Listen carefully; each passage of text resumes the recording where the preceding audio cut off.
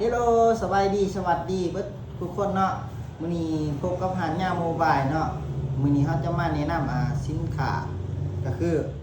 ตัวยึดจับโทรศัพท์อยู่กับรถเฮาเนาะเขาได้ดูหน้าฝนแล้วเวลาเฮาไปเดินทางไกลเฮาอยากเบิ่ง GPS เนาะโดยที่บ่ต้องใส่มือเฮามาจับให้มันยุ่งยากเสียเวลาเนาะลดเสี่ยงเกิดจากอุบัติเหตุเนาะสินค้าเฮามื้อนี้จะมานำเสนอแม่นตัวนี้เนาะ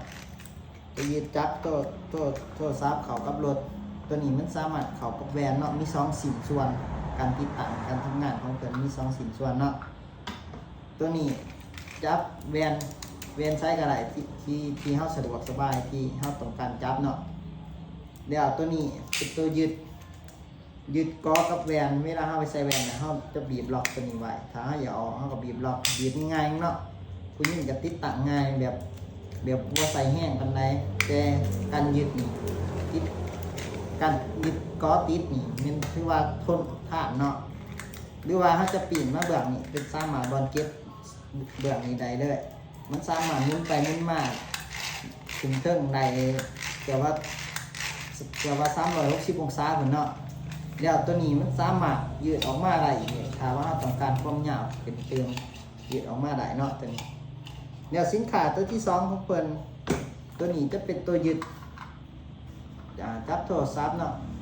บีบออกได้หรือว่าถ้าอยากดึงเอาก็ได้บ่เป็นหยังตัวนี้มันจะมีตัวห้องโทรศัพท์เฮาเนาะ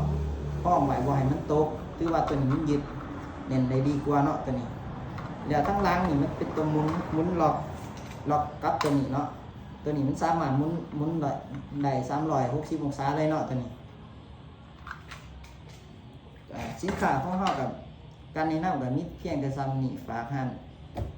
หันย่าโมบายไว้กับลูกค้าที่น่ารักเบิดทุกท่านนี่เด้อขอขอบใจฝากกดไลค์กดแชร์กดติดตามให้เพจทางหันย่าโมบายแล้วก็ฝากกด Subscribe ให้ทาง2 YouTube ของหันย่าโมบายนำนี่เด้อ